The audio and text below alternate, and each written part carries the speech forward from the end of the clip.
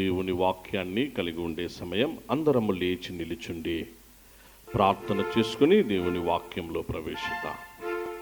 పైన బాల్కనీలు అందరూ కూడా అందరము లేచి నిలబడి ప్రభువు స్వరాన్ని మనమందరము వినగలుగునట్లుగా, మనమందరము దేవుని వాక్యమునకు విధేయులమగునట్లుగా పరిశుద్ధాత్మ దేవుడు ఈ చివరి పరిశుద్ధ ఆదివారపు ఆరాధనలో బలమైన శక్తివంతమైన ఆయన కార్యము జరిగించి మనమందరము ఆశీర్వదించబడగలుగునట్లుగా ప్రార్థనలో ప్రభు సహాయార్థం కనిపెడతాం. అలాగూ ప్రార్థనలో నడిపించు నిమిత్తం మన మధ్యలో సహోదరులు దేవరాజు గారు ప్రార్థనలో నడిపించారు. వాక్య పరిచర్య కొరకు ప్రార్థన దేవరాజు గారు. ప్రార్థించుదాము. యేసయ్యా యేసయ్యా యేసయ్యా, గత సంవత్సర కాలమంతను మా సంఘములో ఉన్న అన్ని కుటుంబాలను బిడ్డలను కాచి కాపాడారు.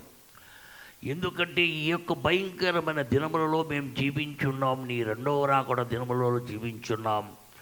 మీరు చెప్పిన విధంగా జరుగుతున్నాయి ప్రభువా. ప్రభువారి బిడ్డలకు ఎన్ని వేదనలు, బాధలు, హత్యలు ప్రభా తండ్రి, పాస్టర్లను కాల్చివేయడం, బైబిల్ను చించివేయడం, నీ రెండో రాకడ సమయంలో జరుగు కార్యములన్నీ జరుగుతున్నాయి.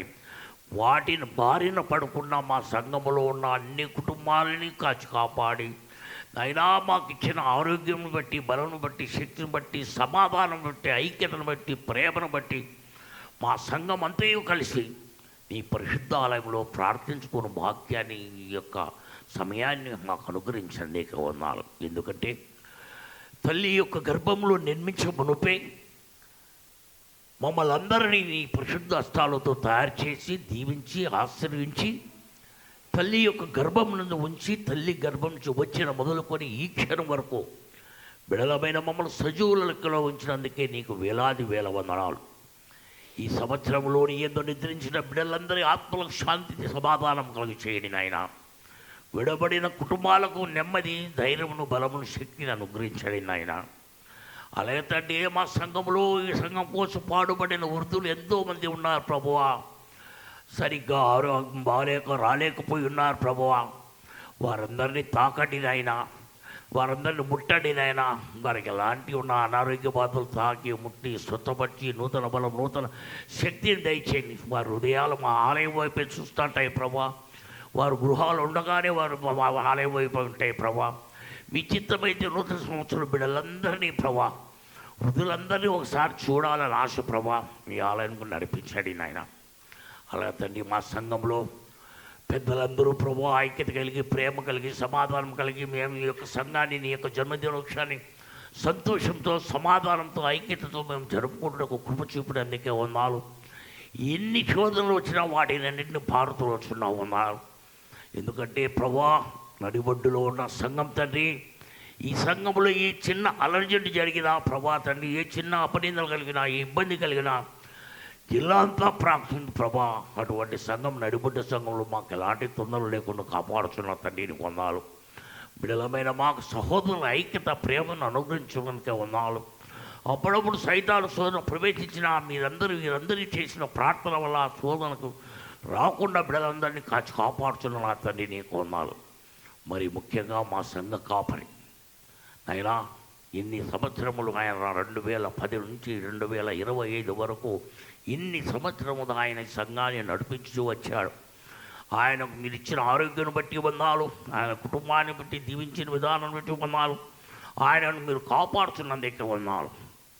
అలాగే తండ్రి, ఇప్పుడు వాక్యం చెప్తున్నాడు తండ్రి. ఆయన వాక్యం వాక్కులో మీ వాక్కు ఉంచండి. ఆయన చెప్పిన వాక్యం ప్రతి ఒక్క హృదయాలను సమాధానం, నెమ్మది, మార్పు, ఐక్యత, ప్రేమను అనుగ్రహించి తండ్రి, మా సంఘం ఇంకా రాబోయే నూతన సంవత్సరం, నూతన దీవెన, నూతన ఆశీర్వాదం, నూతన ఆశ్చర్యకారం జరిగించమని ముఖ్యంగా మా ప్రార్థన మీరు ఆలకించారు, మా మొర ఆలకించారు ప్రభా. నేను పాస్టర్ గారు ఎంతో ఆలోచించి ప్రార్థించాము. మాకు యువకులు కావాలి ప్రభా, యువకులు కావాలి ప్రభా. మేము అడగగానే తండ్రి, యువకులు లేపే ప్రభా, లేపుచున్నావు అన్నాలు. బిడ్డలను బలపరచండి, ధైర్యపరచండి, బిడ్డలు తప్పిపోకుండా బిడ్డలను కాపాడండి. నీ ఆలయ అభివృద్ధి కోసం, ఆలయ ఆ కృషి కోసం మా బిడ్డలు పాటుపడలాగా నాకు కృప చూపండి. బిడ్డలను నాయన ఈ యొక్క అలంకరించడంలో కృప చూపారు, ప్రతి విషయంలో కృప చూపుతున్నారు. వందనాలు. వారిని చక్కటి జీవితాలు ప్రసాదించండి, చక్కటి ఆరోగ్యం, చక్కటి బలం, చక్కటి జీవితం చేకూర్చండి నాయన. అలాగే యువతులందరూ కలిసి ఒక చక్కటి యూత్ సంఘంగా ఏర్పాట్లో కృప చూపండి. స్త్రీల మైత్రిని కాపాడండి, సండే స్కూల్ కాపాడండి, మమ్మల్ని అందరినీ కాపాడండి. మాకు ఇచ్చిన ఈ ప్రార్థన సమయాన్ని బట్టి యేసు పాద సన్నిధానం నత్యంగా ప్రతిమొక్కను వేడుకొంటున్నాను తండ్రి. Thank you. దయచేసి ప్లీజ్ బీ సీటెడ్. అందరూ కూర్చోనండి పిల్లరా. పరిశుద్ధ గ్రంథము నుండి కీర్తనల గ్రంథము 4వ అధ్యాయము 1వ వచనము పిల్లరా,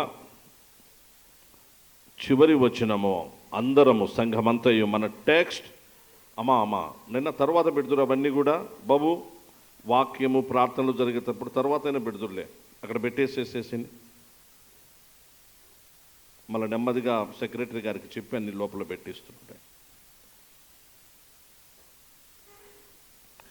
కీర్తనల గ్రంథము 4వ అధ్యాయము 1వ వచనము. ప్రియ సంఘమా, అందరము బిగ్గరగా స్పష్టంగా వచనాన్ని చదివి ప్రభువును మహిమపరుస్తూ వాక్యంలో ప్రవేశిద్దాం. నా నీతికి ఆధారమగు దేవా, నేను మొర్రపెట్టునప్పుడు నాకు ఉత్తరమిమ్ము. ఇరుకులో నాకు విశాలత కలుగ చేసిన వాడవు నీవే. నన్ను కరుణించి నా ప్రార్థనను అంగీకరించుము. ఇరుకులో నాకు విశాలత, ఇరుకులో విశాలత. దయచేసి అండర్లైన్ చేసుకోండి పిల్లలు. ఇరుకులో విశాలత కలుగ చేసిన వాడవు నీవే. చివరి వచనం చదువుతాం. చివరి వచనం, చివరి కంటే ముందు 7, 8 చదువుతాం పిల్లరా. 7. వారి ధాన్య ద్రాక్షారసములు విస్తరించిన నాటి సంతోషము కంటే అధికమైన సంతోషము నీవు నా హృదయములో పుట్టించితివి.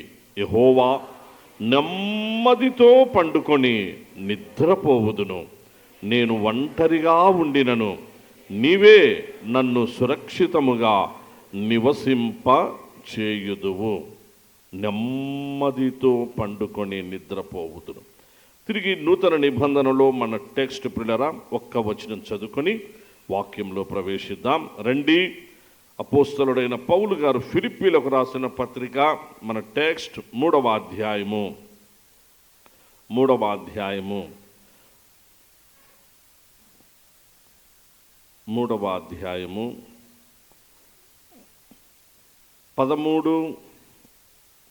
14 వచనాలు. 13, 14. సహోదరులారా, నేనిదివరకే పట్టుకొని ఉన్నానని తలంచుకొనను.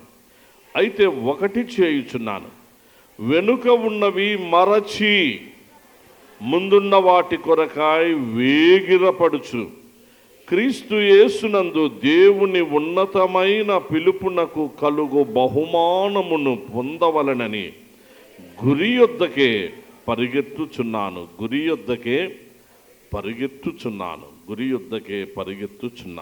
రైట్. ప్రభు నామమునకు మహిమ కలుగును కాక. ప్రభునందు ప్రియ సంఘమా, ఉదయకాలము నుంచి ఇంతవరకు ప్రభు సన్నిధిలో మీరందరూ కూడా ఎంతో ఓపికతో, ఆశతో, ఆసక్తితో దేవుని సన్నిధిలో ఉంటూ మీరందరూ కూడా ప్రభును మహిమపరిచినందుక సంఘ కాపరిగా సంతోషపడుతూ మీ అందరికీ యేసుక్రీస్తు వారి పరిశుద్ధ పునరుద్ధాన నామములో హృదయపూర్వకమైనటువంటి శుభములను, కృతజ్ఞతలు, వందనములను అందరికీ తెలియపరుస్తూ గొప్ప దేవుని గొప్ప వాక్యంలోనికి ప్రేమతో మిమ్మల్ని అందరినీ ఆహ్వానిస్తుంటున్నాం. ప్రియులారా, మనకు తెలుసు ఈ సంవత్సర కాలములో ఇది చివరి ఆదివారపు ఆరాధన. చివరి ఆదివారపు ఆరాధన ప్రారంభము జనవరి 2025 సంవత్సరం జనవరి నుండి ఈ డిసెంబర్ ఈ చివరి వారం 52 ఆదివారాలు, 12 మాసాలు, దగ్గర 365 రోజులు ప్రభు తన మహాకృప చేత ప్రియ సహోదర సహోదరులారా, ప్రియ సంఘమా, మన ఎస్ఐయు సంఘాన్ని, మన కుటుంబాలను, మనలందరినీ కూడా ఆయన తన కృపా బాహుల్యతను విస్తరింపచేసి నేటికి మనలను సజీవుల లెక్కలో ఉంచి జీవాధిపతిని ఆరాధించేటువంటి ఆధిక్యత, ధన్యత ప్రభు నీకు నాకు అనుగ్రహించినారు. ఈ సంవత్సర కాలంలో చాలామంది ఈ దినాలు చూడలేక ఎంతోమంది కాలగర్భంలో కలిసిపోయారు. అలాగూ చీకటిలో అంతరించిపోయిన వాళ్ళు, మట్టిలో కలిసిపోయిన ఎంతోమంది ప్రపంచంలో మనం చూస్తున్నాం. మన వాళ్ళు కూడా, మనకు దగ్గరైనటువంటి వారు కూడా కాలగర్భంలో కలిసిపోతూ వచ్చారు, మరణానుభవాల ద్వారా వెళ్ళారు. అయితే నిన్ను నన్ను ఎందుకో మరి ఆ ప్రేమ కలిగిన తండ్రి ఈ దినాన్ని నువ్వు నేను చూడాలి అని, నువ్వు నేను ఆయన సన్నిధిలో ఉండాలి అని, కనిపించాలి అని, మనమందరం కూడా క్రొత్త సంవత్సరంలో ఒక చక్కటి తీర్మానంతో, సిద్ధపాటుతో ప్రవేశించాలి అని ఆయన దయా సంకల్పం నీకు నాకు తోడై నేడు మనలను ఇక్కడికి నడిపించడం జరిగింది. అంతేగాని ఏదో యాదృచ్ఛికంగానో ఇంకొకటో ఏ రూపాన ఎలా వచ్చినా ఇది దేవుని యొక్క ఆయన ఉన్నతమైన ఉద్దేశ్యమే. ఆ పరలోకపు తండ్రి, ప్రియ సహోదరుడా సహోదరి, అమలారా ఐలారా, నీ పట్ల నా పట్ల ఒకవేళ నువ్వు అనుకుని విధంగా దేవుని ఆలయంలోనికి, మందిరంలోనికి వచ్చావేమో ఆరాధనకు, కానీ there is very special plan and purpose behind it. దీని వెనుక బిహైండ్ ఇట్ దేవుని ఉన్నతమైనటువంటి ప్రత్యేక ఉద్దేశం, ప్రణాళిక ఉంది. అందుకే నీవు ఇక్కడున్నావు, అందుకే నేను ఇక్కడున్నా. ఒక్కసారి మనం ఈ 52 వారాలలో మనలను మనము పరీక్షించుకున్న ఎడల, మనమేదో మంచివారమని, మనమేదో దేవునికి చాలా ఇష్టమైనటువంటి వారమని, దేవునికి ఇష్టమైన వారమే నిజమే, కాకపోతే దేవునికి ఇష్టమైన వారమై ఉండేటప్పటికీ మనము చాలా దేవుని యందు భయభక్తులు కలిగిన వారుగా ఉండాలి.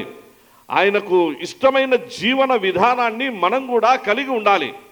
మన ఆలోచనలలోనైనా, మన అలవాట్లలోనైనా, మన ప్రవర్తనలోనైనా, మన ఉద్దేశాల్లోనైనా, ఎక్కడైనా ఏదైనా వీటన్నిటిలో కూడా ప్రభుని సంతోషపెట్టిన వారంగా మనం ఉంటే అప్పుడు ఆయనకి ఇష్టమైన వారంగా మనం ఉంటాం. అలా ఉంటే మంచిదే, గుడ్. కానీ అలా లేవే మన జీవితాలు.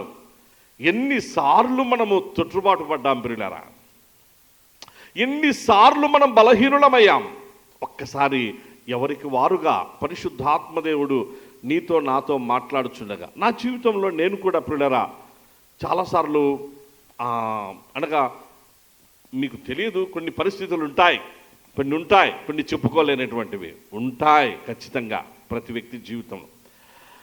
అలా బాధ, దుఃఖం అనుభవించినటువంటి పరిస్థితులు, అలా కొన్నిసార్లు కొన్ని మాటలు విన్నప్పుడు హృదయము చాలా వేదన చెందినటువంటి పరిస్థితులు. వీటన్నిటి మధ్యలో ఆయన వాక్యం, దేవా నీ వాక్యము నన్ను బ్రతికించి ఉన్నది, నా బాధలో ఇదే నాకు నెమ్మది కలిగించుచున్నది. అర్థం చేసుకున్న కుటుంబం, అర్థం చేసుకున్న పిల్లలు ఉన్నారు కాబట్టి అలా పరిస్థితులు నెమ్మదిగా అలా సాగిపోతూ రావడం. అర్థం చేసుకున్న కుటుంబమే, అర్థం చేసుకున్న పిల్లలే లేకపోయింటే చాలా కష్టపడాల్సి వచ్చేది. నేను ఇంకొక ప్రక్క కూడా చాలా కష్టపడి చాలా ఇబ్బందులు పడాల్సిన పరిస్థితి. వాటన్నిటి మధ్యలో అనగా ప్రభు ఏదో ఒక ఆయన కృప, ఆయన కరుణ, ఆయన వాత్సల్యత చూపిస్తాడు కదా ప్రియులారా, అలా చూపిస్తూ వచ్చాం. మనందరి జీవితాల్లో కూడా పర్సనల్ లైఫ్, అలా మన ఫ్యామిలీ లైఫ్, ఒకవేళ మన చర్చ్ లైఫ్లో మనం ఆలోచన చేస్తూ వస్తే మనము నిజంగా ఈ 52 వారాలు ఒక్కసారి ఒక ప్రశ్న వేరుగా అనుకోగాకండి, దయచేసి వేరుగా భావించకాకండి, ఎందుకంటే మనం కొంచెం స్పీడ్గా వాక్యంలోనికి వెళ్దాం.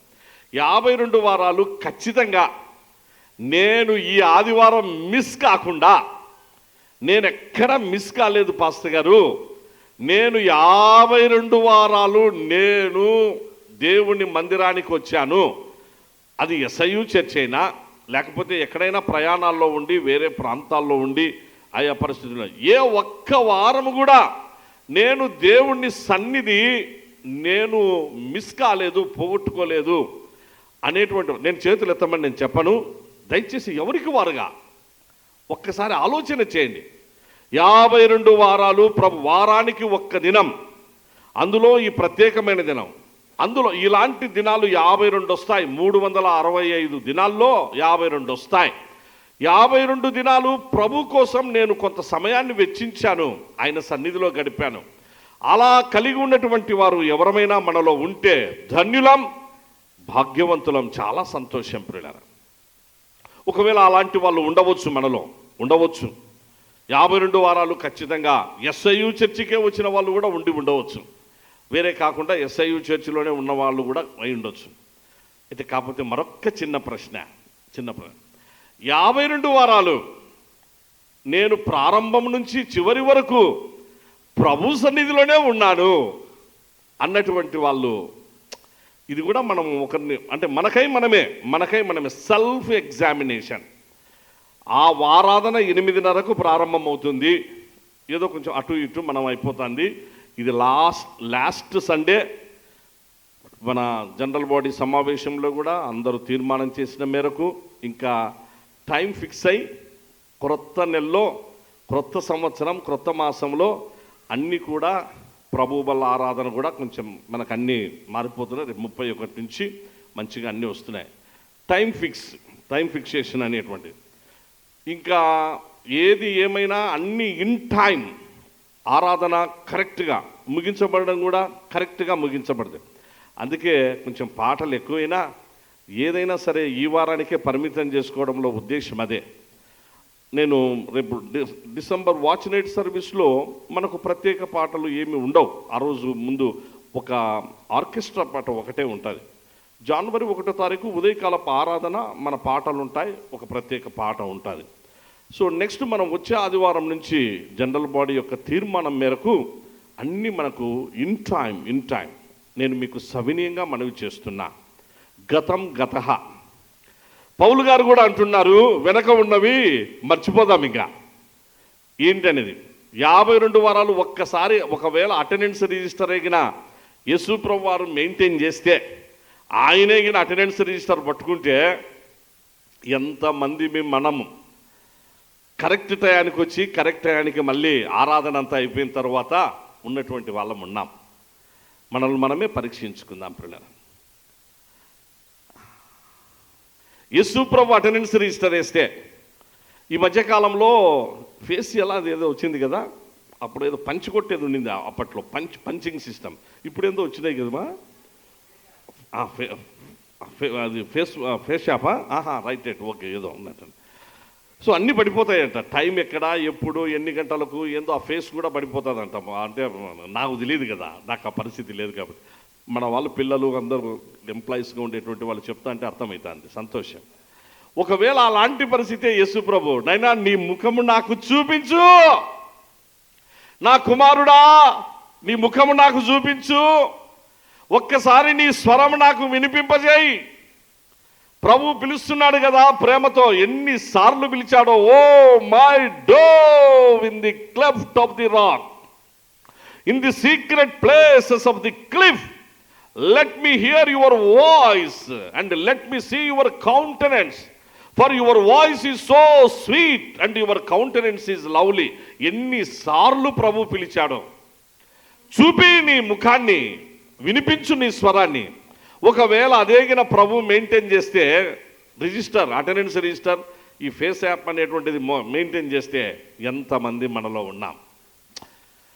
సో ఆల్మోస్ట్ అందరము కూడా అయిపోతుంది అనుకుంటాను. రైట్, సరే, ఓకే.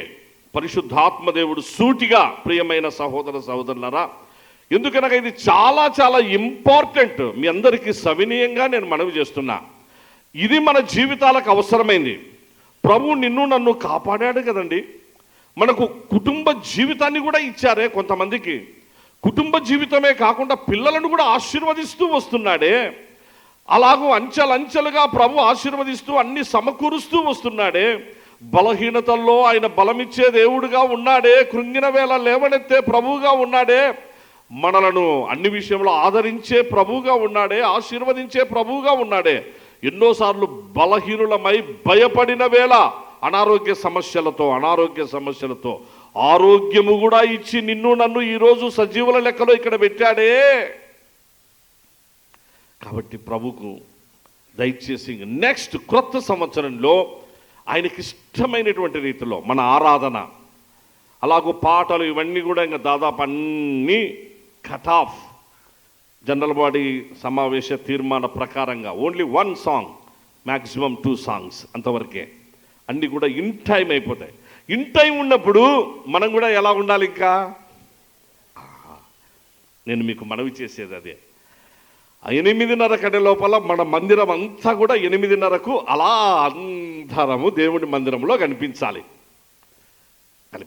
కనిపిస్తారని నేను విశ్వసిస్తూ మీ అందరికీ హృదయపూర్వకంగా నేను అప్పీల్ చేస్తూ ఉంటున్నా. 8:30 ఆరాధన, 8:30కు సంఘమంతా కనిపించాలి. అబ్రాడ్లోనైతే ఒకసారి ఒక చిన్న మాట, బ్రదర్ బక్సింగ్ గారు ఒకసారి ఒక మాట చెప్తా ఉంటే విన్నా. ఏం జరిగిందంటే, మహానుభావుడు ఆయన అప్పుడే ప్రభువును క్రొత్తగా తెలుసుకొని అప్పటికి ఇంకా మందిరాలు ఇవన్నీ కూడా కట్టబడలే. ఒకసారి ఆ పరిచర్యలో మామూలుగా భాగంగా ఎందుకో ఆయన చదువుకునేది కూడా ఇంగ్లాండ్ దేశమే కదా, అక్కడే చదువుకున్నాడు. మన ఇండియాలో first agricultural engineer, first agricultural engineer in India brother బక్సింగ్ గారు. ఆ 1927 సంవత్సరం మాట ఇది, 1927 అంటే దాదాపు 100 సంవత్సరాలకు. సో ఆయన ఒకసారి ఇంగ్లాండ్ దేశానికి వెళ్ళినాడు. మళ్ళీ వెళ్ళి అక్కడ ప్రార్థన ఉందని చెప్పేసి పోతే అక్కడ పోతే చర్చి ఒకటి కనిపించింది. ఆదివారం చర్చి కదా చూస్తే ఆ చర్చి పేరు చర్చ్ ఆఫ్ లార్డ్స్. దాని పేరే ఏం పేరు? Church of lords. Church of lords అని చెప్పి అంటే మంచిదేలే, యేసు ప్రభుకు పెట్టినారేమో, ఆయన ప్రభు యొక్క సంఘం కదా. లార్డ్ అనగా ప్రభు సంఘం అని. కానీ అక్కడ లార్డ్స్ అనే పదాలు ఉంది, లార్డ్ లేదు. చర్చ్ ఆఫ్ లార్డ్స్ అని చెప్పేసి అనమాట. ఏమోలే అనుకున్నాడు. అప్పటికి ఆరాధన మొదలు కాలే. అంత జస్ట్ ఒక 20 నిమిషాల ముందు వెళ్ళి ఒక సీట్ ఉంటే బాగా కంఫర్టబుల్గా ఉంది, చాలా రాయల్గా ఉంది చర్చ్ అంతా కూడా, అంతా మంచి సీట్లు అంతా కూడా. వెళ్ళి కూర్చున్నాడు.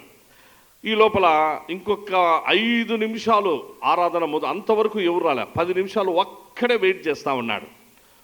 10 నిమిషాల తర్వాత ఇంకా 5 నిమిషాలకు ఆరాధన మొదలవుతుంది, టైం అవుతుంది అనుకుంటే అప్పుడు స్పీడ్గా ఒక్కసారిగా పోలోమని చెప్పేసి కార్లన్నీ రావడము, కార్లన్నీ అక్కడ పార్కింగ్ జరగడము, స్పీడ్గా అందరూ ఒక్కసారి లోపలికి వచ్చేస్తున్నారు. ఇక్కడికి వచ్చి ఆయన వైపు చూసినారు. అంటే ఏమని, ఇది నా సీటు అని. చర్చిలో ఏంటంట, అది నా సీటు. ఆయన దిక్కు చూస్తానే ఈయన ఉండి ఈయనకు అర్థం కాలే.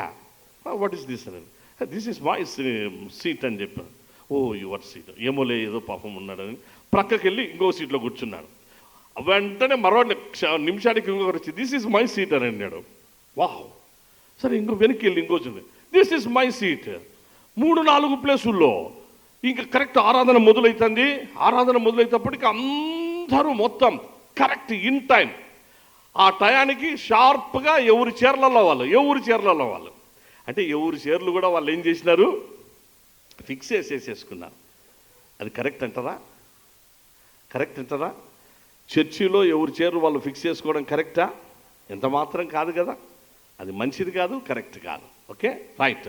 సో ఈయన 4 సార్లు పెద్ద ఆయన లేచి నిలబడినాడు. చూస్తే ఎక్కడ లేదు, ఇంకా ప్లేస్ లేదు ఎవరికి కరెక్ట్గా. అది ఎందుకు అనగా చర్చ్ ఆఫ్ లార్డ్స్. అది ఎవరి సంఘం? అది ప్రభువుల సంఘం. ప్రభు సంఘం కాదు అది, దాని పేరే ప్రభువుల సంఘం అని పెట్టుకున్నారు. అందుకోసం ఏమైపోయిందంటే ప్రభువుల సంఘము వాళ్ళే వచ్చి కూర్చున్నారు అక్కడ. ఇంకేం చేసినారంటే ఎక్కడ ప్లేస్ లేదు, నిలబడకూడదు, నిలబడి ఉండే. ఇంకా మామూలుగా మన ఇండియా లాగా కింద కూర్చొని ఇట్లా అనేటువంటి ఆ పరిస్థితి కాదు. ఆ చర్చ్ దాని యొక్క స్టాండర్డ్, దాని పరిస్థితి చూస్తే అలా ఉందన్నమాట. బాధ కలిగింది. బయటికి వెళ్ళిపోతుంటే, ఏం బ్రదర్ నువ్వు బయటికి వెళ్ళిపోతున్నావు, నువ్వు వచ్చి ఇక్కడ కూర్చొని కూడా ఎవరు అనలే, అడగలే. బయటికి వెళ్ళిపోయినాడు. అక్కడ కాంపౌండ్లో చెట్టు ఉంది, ఆ చెట్టుకి ఇక్కడ ఆరాధన మొదలైంది. ఇంకా ఘనంగా పాటలు పాడుతుంటారు. మళ్ళీ అప్పుడు ఇంక అన్నీ కూడా మొదలైనాయి. గిటార్ తీసుకొని ఇంకా ఓ అని చెప్పేసి అని పాటలు, దేవుని స్తుతి, ఆరాధన. ఆయన బయటికి వెళ్ళి బాధపడుతూ ప్రార్థన చేస్తుంటే ప్రభు అన్నాడట, ప్రభు స్వరం వినిపిస్తుంది. బ్రదర్ బాక్సింగ్ అంటేనే, ప్రభువా నేను వచ్చిన ఆరాధన చేద్దామని లోపలికి పోతే ఇది ప్రభువుల సంఘం అంట, ఈ ఊరు లోపల నాకు కూర్చుండేదానికి కూడా అవకాశం లేదంటే ప్రభు అన్నాడు, వాళ్ళు నాకే సీటు ఇవ్వలేదయ్యా, ఇంక నీకేమి ఇస్తారు?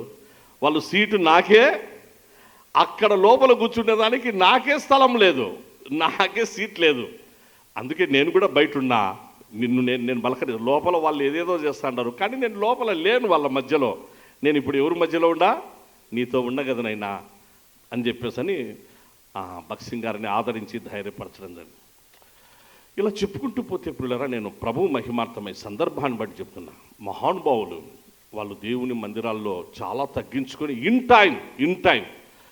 టైం వస్తారు, అయిపోయేంత వరకు ఉంటాం. నాకు ఒక స్ఫూర్తి నాకు కూడా ఏంటంటే, ఇది 1993-94 మాట చెప్తున్నా. పాల్ యాంగిచో గారు ఆ కొరియా దేశంలో మన ప్రపంచంలోనే అతిపెద్ద చర్చ్, అతిపెద్ద సంఘం. ఒక్కసారి ఆరాధనకు 2 లక్షల పైచిలకు వస్తారు. దాదాపు 7 ఆరాధనలు పైన జరుగుతాయి. ఒక రోజే 20 లక్షల మంది ఆరాధన చేసేటువంటి ప్రపంచంలో అతిపెద్ద సంఘం కొరియా దేశంలో ఉన్నటువంటి సియోల్ పట్టణంలో ఉన్న సంఘం. దానికి పాస్టర్ గారు పాల్ యాంగిచో గారు ఒకప్పుడు అన్యుడు, ధన్యుడయ్యాడు, యేసుప్రభును రక్షకునిగా తెలుసుకొని గొప్ప దైవజనుడయ్యాడు.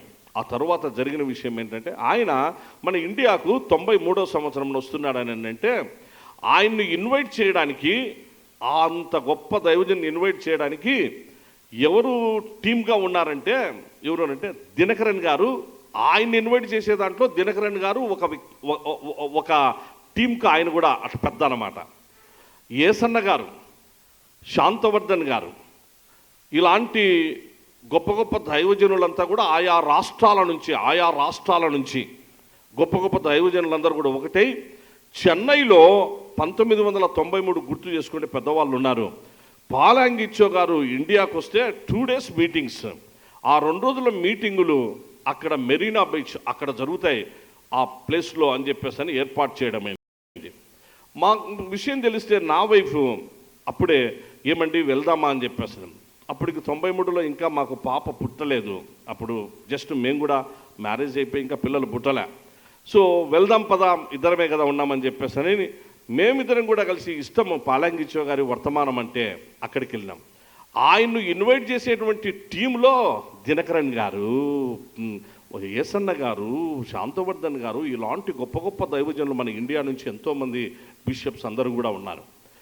సో అక్కడికి వెళ్తే ఆయన రాకపోతే అరే ఏంటి ఇట్లా అని చెప్పేసి అని ఏమనంటే, ఆయన్ను రానియకుండా కొన్ని ట్రబుల్స్ ఏర్పాటున్నాయి, చాలా ప్రాబ్లమ్స్ వచ్చినాయి. మరుసటి రోజు కూడా వస్తానంటే మరుసటి రోజు కూడా రానిలే, అది ఇంకా వేరే సంగతి వద్దు. నాకు తెలుసు కదా మన ఇండియాలో ఇలాంటి పరిస్థితులు ఉంటాయి, లాస్ట్ మినిట్లో ఇబ్బంది పెట్టేటువంటి అవన్నీ కూడా ఉంటాయి మనకు. అనగా అపవాది కొందరిని ఆ విధంగా ఉపయోగించుకుంటూ ఉంటాడు. సరే వేరే విషయం. అప్పుడు దినకరన్ గారు వాక్యం చెప్తుంటే ట్రాన్స్లేషన్ తెలుగులో శాంతవర్ధన్ గారు ట్రాన్స్లేషన్ చేస్తున్నారు, మెరీనా బీచ్. మరుసటి రోజు ఆదివారం ఉదయకాలపు ఆరాధన. ఆదివారం వచ్చింది, ఎక్కడికి పోదామంటే మేము అక్కడ ఒక నేషనల్ లాడ్జ్ ఉంటే లాడ్జ్లో ఉన్నాం. ఆ వద్దన్నే ఆరాధనకు పోదామనంటే చూస్తే అది అడయార్ ప్రాంతం, ఆ ఏరియా అడయార్. ఇక్కడ పెంతెకోస్తు మందిరం ఉంటుంది. ఆ పెంతెకోస్తు మందిరానికి వెళ్ళి ఆరాధన చూసుకుందాం పండి అని ఈమెకి ఇష్టం. అందుకోసం అని అంటే సరే వెళ్దాం పని ఇద్దరము పెంతెకోస్తు మందిరానికి వెళ్ళినాం. వెళ్తే చాలామంది ఉన్నారు, కొన్ని వందలు కాదు వేల మంది కూర్చొని ఉన్నారు అక్కడ మందిరంలో, అడయార్ ఆ పెంతెకోస్తు ప్రార్థనా మందిరంలో. మేమిద్దరం లోపలికి పోయినప్పటికీ ఎట్లా ఉంటే అక్కడ కొన్ని కొబ్బరి చెట్లు ఉన్నాయి పిల్లరా, కొబ్బరి చెట్లు. ఆ కొబ్బరి చెట్లు, ఆ చెట్ల కాడి నుంచి నడుచుకుంటూ ఇట్లా రావాలి. ఆ లోపల మందిరం ఉంటే మందిరంలో కూర్చోది. నడుచుకుంటూ వస్తుంటే ఒక కొబ్బరి చెట్టు, ఆ కొబ్బరి చెట్టు కింద ఒక ఆయన కూర్చొని ఉన్నాడు. కింద మట్టిలో కూర్చొని ఉన్నాడు. అందుకు చెప్తున్నా, ఆ కింద దేవుని మందిరం అట్లా ఆరాధన జరుగుతుంది. ఆయన ముందర కొబ్బరి చెట్టు, ఆ కొబ్బరి చెట్టు కింద కాళ్ళు చాపుకొని కొబ్బరి చెట్టుకి ఇట్లా ఆనుకొని కళ్ళు మూసుకొని ఆయన ఉన్నాడు. మేము వెళ్తూ ఇటు చూస్తే అరే ఈయన, మళ్ళీ డౌట్ వచ్చి నా వైఫ్ని పిలిచి, చూడు ఎవరు ఏంటంటే, అన్న ఏసన్న గారు కదా, గుంటూరు ఏసన్న గారు కదా అననా. ఓ ఏసన్న గారు ఏంటి, ఆయన స్టాండర్డ్ ఏంటి, ఆయనకున్నటువంటి స్థాయి ఏంటి, ఆయన ఎన్ని సంఘాలను స్థాపించిన ఎంత గొప్ప వ్యక్తి అయినా, గొప్ప దైవజనుడు, ఇక్కడ మట్టిలో, ఈ చెట్టు కింద మట్టిలో కూర్చోవడం ఏంటి? కాదు, ఆయన లాంటి వాళ్ళు ఎవరో ఉంటారు అంటే ఏది. ఈమె నాకంటే కొంచెం స్పీడ్ ఎక్కువ. ఈమె ఏం చేసిందంటే, సరే నువ్వు నేను పోయి పలకరించిన పోయి, వందనాలు బ్రదర్ అని చెప్పిన. వందనాలు, మీరు గుంటూరు ఏసన్న గారేనా అని అడిగింది. వందనాలు చెప్పి స్పీడ్ ఈమెకు కొంచెం, నేను కొంచెం ఏదో తటపటాయిచ్చట. అంటే ఆయన, అవునమ్మా వందనాలమ్మా, నా పేరు నేను గుంటూరు ఏసనమ్మా అని అన్నారు. అమ్మయ్య, గుంటూరు ఏసన. ఇంక ఇద్దరం వెళ్ళి ఆయన దగ్గర ఆయన మట్టిలో కూర్చున్నాం. ఏంటి బ్రదర్ ఇక్కడ కూర్చొని ఉన్నారంటే, అప్పుడు ఆయన అన్నారు, ఆయన చాలా చెప్పారు, మర్చిపోలేనిటువంటి విషయం. ఇక్కడ మనకు ఒకటి అంటే, ఆయన చాలా చెప్పారు, అవన్నీ వద్దు. ఇంకా ఆయన చెప్పినటువంటిది తర్వాత బద్వేలుకి వచ్చారు, మన ఇంటికి వచ్చారు, భోంచేశారు, అక్కడే ఉన్నారు. అక్కడ ఒక మందిరం కట్టారు, బద్వేల్లో హోసన్న మందిరం, చాలా పెద్దగా ఉంటుంది, మన ఇంటికి దగ్గరలోనే. ఇవన్నీ తర్వాత జరిగినాయి. మా మధ్య ఏర్పడిన ఒక రిలేషన్షిప్, ఆ కొబ్బరి చెట్టు దగ్గర మా మధ్య ఏర్పడిన ఆత్మీయమైన బంధం. అంత గొప్ప దైవజనుడు దేవుని మందిరంలో ఆరాధన అయిపోయేంత వరకు ఆయన ఏమన్నారంటే, ఇంకా చాలా టైం పడుతుంది, 2:30కి అయిపోతానంటే, బ్రదర్ ఉండండి భోంచేస్తురు, 2:30కి అయిపోతుంది, 2:30కి అయిపోతానే కలిసి భోంచేసి మళ్ళీ మీరు వెళ్ళండి అన్నాడు. అంటే టైంకి వచ్చినాడు ఆయన, మార్నింగ్ టైంకి వచ్చినాడు. గుంటూరు ఏసన్న గారు ఆరాధనకు టైంకి వచ్చి, ఆయన స్థానం అక్కడ మామూలుగా.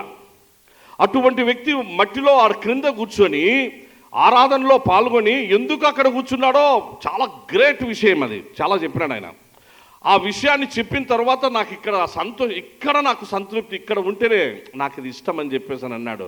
2:30కి అయిపోయేంత వరకు ఉండి, 2:30 అయిపోయిన తర్వాత బల్ల కూడా ఇస్తూ ఉంటే, బల్ల కూడా తీసుకొని అయిపోతానే కలిసి భోంచేసి తర్వాత సాయంకాలం మళ్ళీ మీటింగ్కి వచ్చినారు. సాయంకాలం ఏసన్న గారి పాట అక్కడ. ఎందుకు ఈ మాట అంటున్నా అంటే ప్రియులరా, మనం కూడా మన జీవితాల్లో ఖచ్చితంగా మారాలి ప్రియులరా, మారాలి, మార్పు చెందాలి. యేసుప్రభు మన దగ్గర నుంచి కోరేది అదే. సంవత్సరము జరుగుచుండగా హబక్కూకు ప్రవక్త అంటున్నాడు, యెహోవా సంవత్సరము జరుగుచుండగా నీ కార్యమును నూతనపరచు. దేవుడు తన కార్యాన్ని నూతనపరుస్తాడు ప్రియులరా. కానీ నూతన పరచబడ్డాము అనే దానికి రుజువు కావాలి. మనం కూడా నూతన పరచబడాలి, మన ఆలోచనలు మారిపోవాలి, మన అలవాట్లు మారిపోవాలి, మన చూపులు మారిపోవాలి, మన పద్ధతులు మారిపోవాలి, మన ప్రవర్తన మార్చుకోవాలి. ఏది ఇంకా బెటర్మెంటో, ఏది దేవునికి ఇష్టమో అలాంటిది మన జీవితంలో అలవర్చుకుంటూ ముందుకు పోవాలి. ఇది ఇతరులు చూడాలి. నీకై నువ్వో, నాకై నేనో, నేను మారిపోయినాను, నేను ఇట్లయిపోయినాను, నేను ఇంకా తగ్గించుకున్నాను, నేను ఇంకా అనుకుంటే కాదు. ఎవరు చూడాలంటే ఇతరులు చూడాలి. ఇంటిలో నీ భార్య చూడాలి నీ ప్రవర్తన మారినట్లుగా. ఇంట్లో నీ భర్త చూడాలి నీ జీవితంలో మార్పు వచ్చింది, మారింది నా భార్య అని. తల్లిదండ్రులు చూడాలి పిల్లలను, నా పిల్లల జీవితాలు. పిల్లలు చూడాలి, మా డాడీ మారాడు, మా మమ్మీ మారింది. వాళ్ళు కోపంగా ఉండేవాళ్ళు, ఇప్పుడు అంతా యాటిట్యూడ్ మారిపోయింది. ఇది మారాలి. ఇది మారకపోతే క్రొత్త సంవత్సరానికి, క్రొత్తదనానికి అర్థమే లేదు ప్రియులారా, అర్థమే లేదు. ఎగ్జాక్ట్లీ టైం మీ గమనంలోనే దావీదు జీవితంలో ఇదే ఇప్పుడు మనం నేర్చుకోబోయే పాఠం. కీర్తనల గ్రంథం మనం చదివాం, దయచేసి బాగా వినండి ప్రియులారా. 4వ అధ్యాయాన్ని చదివాం. 4వ అధ్యాయం, 4వ అధ్యాయంలో దావీదు దేవుని మహిమపరుస్తూ ఉన్నాడు. ఏమని మహిమపరుస్తున్నాడంటే, ఇరుకులో నాకు విశాలత కలుగ చేసిన వాడవు నీవే. కలుగజేయు వాడవు కాదల్లే, కలుగజేయువాడవంటే it is going to take place, it is going to happen అని ఫ్యూచర్ను తెలియపరుస్తుంది. కానీ నీవు నాకు కలుగజేసినావు అంటే అర్థం ఏంటంటే అంతకుముందు నా జీవితంలో కష్టాలు, కన్నీళ్ళు, శ్రమలు, నిందలు, అవమానములు ఇవన్నీ ఉండేటువంటివి ప్రభా. అవన్నీ నీవు తీసివేశావు.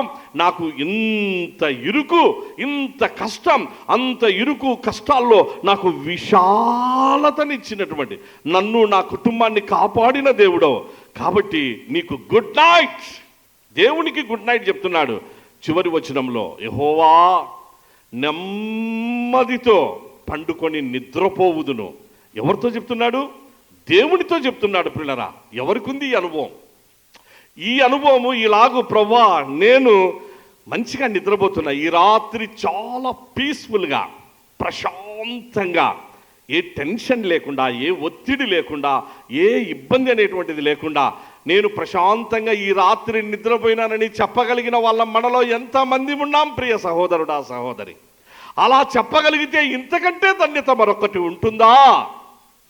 నెమ్మదిగా నిద్రపోయేటువంటి ఆ జీవన విధానాన్ని కలిగి ఉంటే ఎంత భాగ్యం ఇది! ఎవరికుంది భాగ్యం? అన్ని టెన్షన్లే, అన్ని ఇబ్బందులే. లాస్ట్గా ఆ టెన్షన్ తట్టుకోలేక సెల్ ఫోన్ కూడా అది పక్కనే ఉండే, అది పక్కన ఉండే ఇప్పుడు ఇన్ని ఇబ్బందులన్నీ, అది పక్కన పెట్టుకునే ఇన్ని సమస్యలు. అది ఆడ ఉండే లోపల మనం గమ్ముకుండేసరికి అది రింగ్ అవుతా ఉంటుంది. ఏదో నిద్రపోదాం అనుకునేటప్పటికి అది రింగ్ అయిపోయేసేసి మనల్ని ఇబ్బంది పెడుతుంది. ఏదో ఒక కాలు, ఏదో ఒక పరిస్థితి, ఏదో ఒక సమస్య, రాత్రి నిద్రపోనికుండా అది పక్కనే పెట్టుకొని, సెల్ ఫోన్, బైబిల్ పక్కన పెట్టుకొని నిద్రపోవాల్సిన ఒకప్పటి మన అలవాట్లు. ఒకప్పుడు బైబిల్ పక్కన పెట్టుకొని రాత్రిపూట మన తల్లిదండ్రులు మనకు నేర్పించినటువంటివి. అది ఆ కాలంలో ఒక చిన్న మంచమైనా, ఒక నులక మంచమైనా, ఇంకోటైనా, ఒక దుప్పటి పరుచుకున్నా దాని ప్రక్కనే, ఆ దిండు ప్రక్కన ఒక చిన్న బైబిల్ అయినా పెట్టుకొని ప్రార్థన చేసుకొని బైబిల్ పెట్టుకొని నిద్రపోయేవాళ్ళు. ఈరోజు అన్నీ మంచి లగ్జరియస్ డండ్లప్ అన్నీ కూడా మంచి ఆ యొక్క అంత అన్ని గదులు ఉన్నాయి, అన్ని ఫెసిలిటీస్ ఉన్నాయి. నిద్ర అనేటువంటిది రాని పరిస్థితి. సెల్ ఫోన్ పక్కన పెట్టుకుంటున్నాం, సెల్ ఫోన్తోనే ఆ పరిస్థితులు తీసుకొని ఆరోగ్యాన్ని పాడు చేసుకుంటున్నాం. ప్రకృతిని మనమే వికృతి చేసేసుకుంటున్నాం. మన శరీరాలను, మన ఆరోగ్యాలను పాడు చేసుకుంటూ వస్తుంటున్నాం. దావీదు జీవితంలో దేవునికి గుడ్ నైట్ చెప్తున్నాడు. పిల్లరా, యెహోవా నెమ్మదితో పండుకొని నిద్రపోతాడు. ఎందుకనగా ఇరుకులో నాకు విశాలత కలుగజేసినావు. ఇప్పుడు బాగా వినండి పిల్లరా, ఏం జరిగింది అని అంటే, దావీదు జీవితంలో సెలా అనుభవాలు వచ్చాయి. ఈ మధ్యకాలంలో కొన్ని గృహ కూడికలకు వెళ్ళినప్పుడు చెప్పిన వాళ్ళకి అర్థం ఏంటది కొంత వర్తమానం, కాకపోతే దాని కంటిన్యూషనే ఈ భాగం పిల్లరా. దానికంటే సెలాహ్ అనుభవాలు కీర్తనలలో మాత్రమే, పరిశుద్ధ బైబిల్ గ్రంథంలో కీర్తనలలో సెలా అనే మాట కనిపిస్తుంది. 71 సార్లు కనిపిస్తుంది. సలాహ్ అనే మాట 71 మార్లు కనిపిస్తుంది పిల్లరా. 71 మారులు ఆ సలాహ్ అనేటువంటి మాట అర్థం ఏంటి, దావీదు ఎందుకు ఆ విషయంలో అనేటువంటిది మనం తెలుసుకోగలిగితే క్రొత్త సంవత్సరంలో ప్రవేశించున్న మనకు ఇది గొప్ప ఆత్మీయ పాఠాన్ని నేర్పుతుంది. మనం కూడా సలాహ్ అనుభవంలోనికి వస్తేమా దావీదులాగా ఇరుకులో నుండి విశాలతలోనికి వచ్చిన వారమైతాం. అన్ని వెనక ఉన్నవి మరచిపోతాం, ముందున్న వాటి వైపు చూస్తాం, ముందున్న వాటి కొరకు వేగిర పడతాం, గురి యొద్దకు పరిగెత్తడానికి మనము సిద్ధపడతాం. దావీదు వలె, ఒక పౌలు వలె ప్రియులరా. జరిగిన విషయం ఏంటంటే 3వ అధ్యాయంలోనికి రండి. 3వ అధ్యాయంలో సెలాహ్ అనే మాట ఎన్నిసార్లు ఉంది చూడండి మా అన్నట్టు. కీర్తనలు దయచేసి అందరూ కూడా బైబిల్ ఇప్పుడు చూడండి పిల్లరా, కీర్తనలు తిప్పండి. 2 సార్లు ఉందా సెలాహ్ అని చెప్పేసి. 2 సార్లు సెలాహ్ ఉన్నప్పుడు మొట్టమొదటి ఆ సెలాహ్ అంటే ముందు ఆ వచనాలు చదవండి ప్లీజ్. దేవుని వలన అతనికి రక్షణ ఏమీయూ దొరకదని నన్ను గూర్చి చెప్పువారు అనేకులు. యెహోవా, నీవే నాకు కేడముగాను, నీవే నాకు అతిశయాస్పదముగాను, నా తల ఎత్తువాడవుగాను ఉన్నావు. చాలమ్మా, దయచేసి గమనించండి పిల్లరా. ఇప్పుడు సెలాహ్ అంటే అర్థం నేను మీకు తెలియపరుస్తాను. దావీదు అనుభవము అందులో ఎలా కనెక్ట్ చేయబడిందో దయచేసి మీరు అక్కడ తెలుసుకోవాలని మీకు సవినీయంగా మనవి చేస్తా ఉన్నా. చూడండి, దావీదు ఏమంటున్నాడంటే 3వ అధ్యాయంలో మొదటి 2 అధ్యాయాల్లో సెలాహ్ ఉండదు. 150 అధ్యాయాల్లో 3వ అధ్యాయంతో ప్రారంభమై తర్వాత అక్కడక్కడ కనిపిస్తున్న 71 మారులు. ఇక్కడ 2వ వచనములో దేవుని వలన, అంటే దాని అంతకుముందు వచనం చదవండి మా. ఫస్ట్ యెహోవా నన్ను బాధించువారు ఎంతో విస్తరించి ఉన్నారు, నా మీదికి లేచువారు అనేకులు.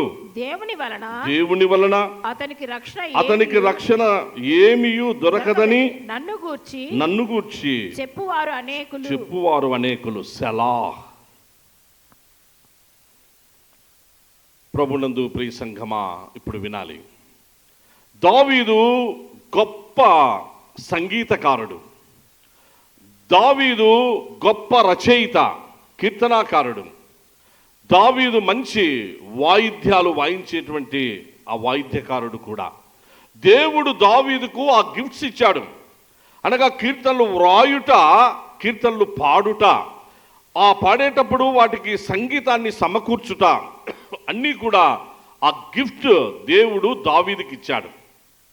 ఆ సమయంలో ఆయన రాసినటువంటి కీర్తనలు అవేవో ఒక ఊహాతీతంగానో ఏదో కొందరు రాస్తుంటారు కదా, ఊహలతో ఏదేదో రాస్తూ ఉంటారు. ఇప్పుడు వచ్చే సినిమా పాటలు అవి ఇవి మనం చూస్తూ ఉంటాం. పాతకాలపు సినిమా పాటలు కొంత అర్థవంతంగా ఉండేటువంటి, కొంచెం మీనింగ్ ఉండి కొంత తెలుసుకోగలరు. ఇప్పుడు వచ్చేటువంటి ఏం అర్థం ఉండదు, పాడు పరదేశం ఉండదు, మ్యూజిక్ తప్ప ఏమీ కనపరాదు, మనకు తెలుసు. సో అర్థవంతమైన ఆ మ్యూజిక్ అక్కడికి వచ్చినప్పుడు అర్థం అనగా దావీదు రాసే ప్రతి పాట అది అనుభవం. దావీదు రాసే ప్రతి పాట తన జీవితం. దావీదు రాసిన ప్రతి కీర్తన తన కుటుంబం. దావీదు రాసిన ప్రతి కీర్తన తన జీవితంలో ఎదురైన ప్రతి విధమైనటువంటి పరిస్థితి. అందుకే ఆ కీర్తనలు 78 కీర్తనలు, 73 కీర్తనలు దావీదు గారు రాశారు పిల్లరా.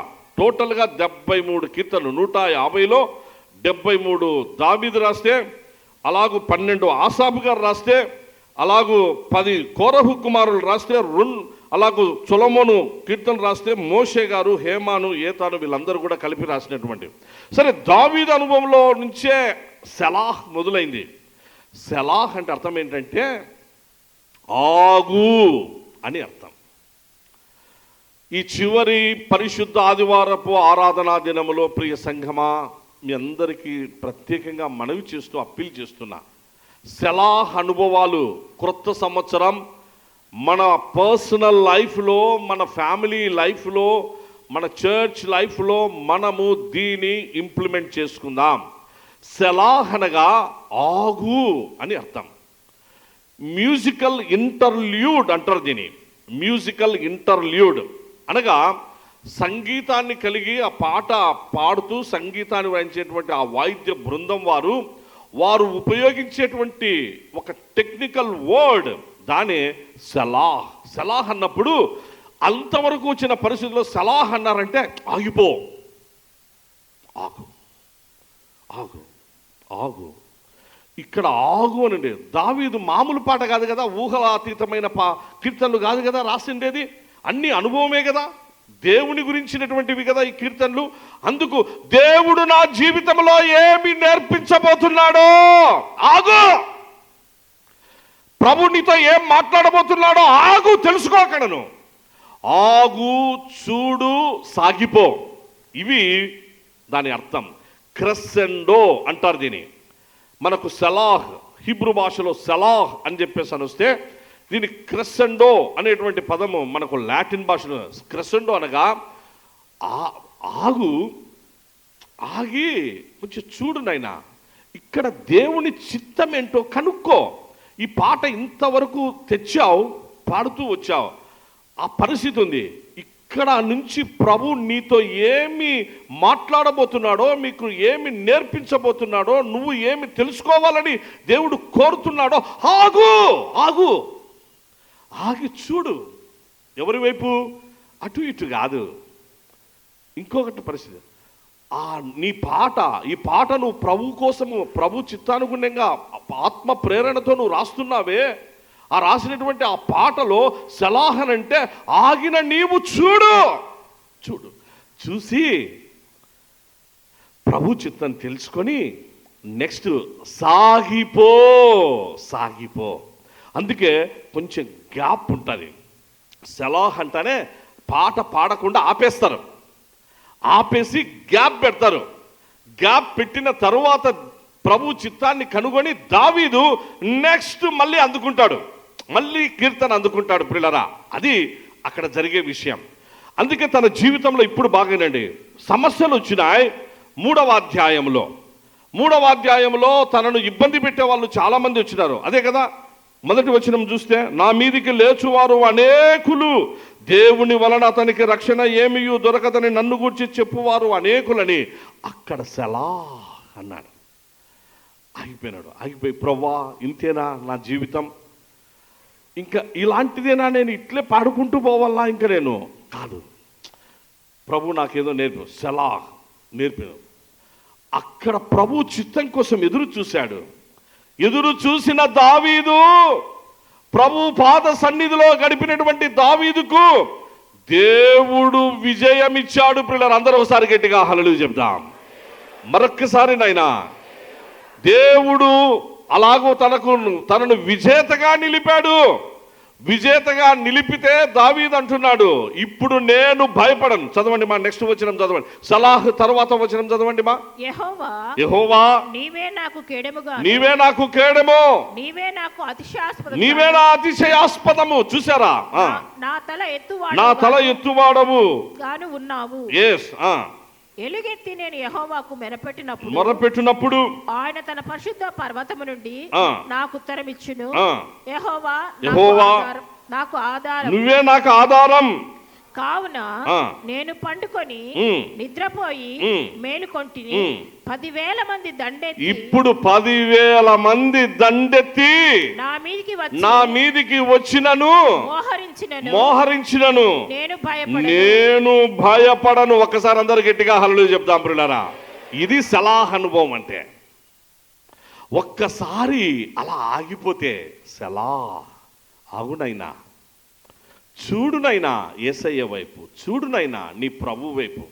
ఆయన ఏం మాట్లాడబోతున్నాడో ఒక్కసారి విను. నీకేం చూపించబోతున్నాడో చూడు. నీకే దర్శనం ఇవ్వాలనుకున్నాడో ఒకసారి నువ్వు సెల్ ఫోన్ తిక్కు కాదు, ఇంకొకరి మాటల వైపు, వాళ్ళ మాటలు, వాళ్ళ ఇంకోటి కాదు, అవి కాదు. ఇప్పుడు నీ personal, it is purely and exclusively personal. కాబట్టి నువ్వు ఇప్పుడు చూడు. ఒక ఫ్యామిలీ ప్రార్థన చేసుకుంటున్నారు. ప్రార్థన చేసుకుంటే సలాహ్ వచ్చింది. ఆ కుటుంబమా సలాహ్ ఆగిపో. ఒకప్పుడు నాకు తెలియదు ప్రియులారా, తెలియని పరిస్థితులలో మామూలుగా దాటేసుకుంటూ వెళ్ళిపోయేటువంటి వాళ్ళం. కానీ సలాహ్ అనుభవాలు తెలుసుకున్న తరువాత ఆత్మీయంగా ఇంటిలో నేను ఫ్యామిలీలో కూడా నేను చెప్పిన, ఇప్పుడు మేము దాన్ని పాటిస్తున్నాం. ఇంట్లో ఫ్యామిలీ ప్రేయర్ కూర్చుంటే సలాహ్ వచ్చింది అనేటువంటి పదం వస్తానే, సలాహ్.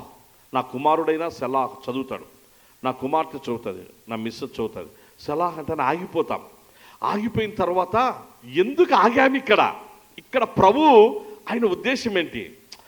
వాళ్ళకి అర్థమైతే పిల్లలు ఓకే, అర్థం కాకపోతే నా వైపు చూస్తారు. నేను ఒక 3-4 నిమిషాలు 5 నిమిషాలు ఎక్స్ప్లెయిన్ చేస్తా సిచ్యుయేషన్, అక్కడున్న కాంటెక్స్ట్ ఎక్స్ప్లెయిన్ చేసి, ఇది ఇక్కడ నేర్పుతున్నాడు ప్రభు, మనము నేర్చుకోవాలి, మనం మన జీవితంలో దీన్ని ఇంప్లిమెంట్ చేసుకోవాలి. అర్థం చేసుకున్నాం. లేదనంటే అర్థం కాకపోతే ఒక నిమిషము అలా ఆగిన తర్వాత నెక్స్ట్ వచనం చదువుకుంటూ సాగిపోతాం. ఇది అందరు కుటుంబంగా, సమాజముగా కూడా ఈ పని అందరూ కూడా మనం చేయవలసినటువంటి ఆవశ్యకత ఉన్నది. ఇప్పుడు క్రొత్త సంవత్సరంలో సలాహ్ అనుభవాలు. అందుకే ఇప్పుడు సలాహ్ మొదటిది అయిపోయిన వెంటనే దేవుడు విజేతగా నిలుపుతున్నాడు. టైం అయింది, మనం ముగించుకుందాం. అలా ఎవరు వచ్చినా, ఎంతమంది నా మీదికి వచ్చినా నేను భయపడను ప్రభు అంటున్నాడు. రెండో సలాహ్ వస్తుంది. ఆ రెండో సలాహ్ దగ్గరికి వచ్చే లోపల ఆ వచనం చదవండి మా.